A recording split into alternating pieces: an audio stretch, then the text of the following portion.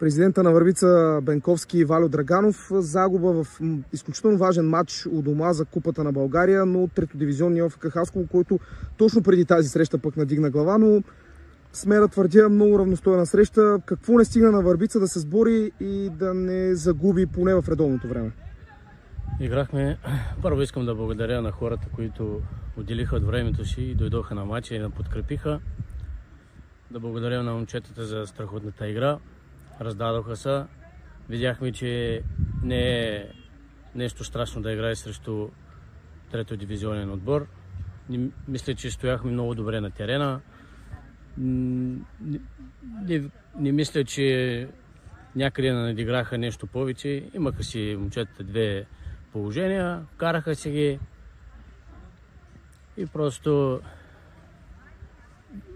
ме отличи се, че са на по-горно ниво. Липсваше един от футболистите днес, но трудно е на такова ниво да имаш и резерви, които да се включат. Даже двама играчи липсаха, ако трябва да бъдем честни, но при единия си пролича много. Какво може да се направи, за да видим малко по-смела игра и поне един-двама души, които да могат да влязат от пейката или при отсъствие на някой да помогнат? Имахме наистина липсващи, дори повече от двама, както казахте. Просто ни трябва повече самочувствие, повече увереност и се надявам, че с времето ще натрупаме тази увереност. Могат ли така контролни срещи с отбори от трета лига да помогнат за това нещо? Разбира се. Винаги контролите от по-горна група винаги са допринасяли за по-доброто за нашия клуб и не само за нашия клуб, за по-долните дивизии. И се надяваме, че следващия, как се казва, на края на полусезона, за следващата подготовка за втория полусезон, ще направим всичко възможно да направим повече контроли от възможното и то да бъдат от трета лига отборите. Така като гледаме и времето и всичко останало, наближава момента, в който да започне сезона в областния шампионат.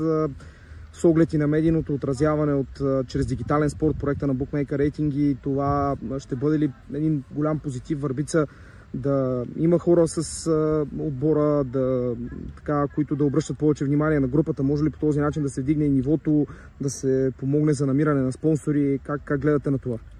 Искаме да благодарим на Bookmaker рейтинг за тези неща, които успяват да разпространяват за нашия клуб.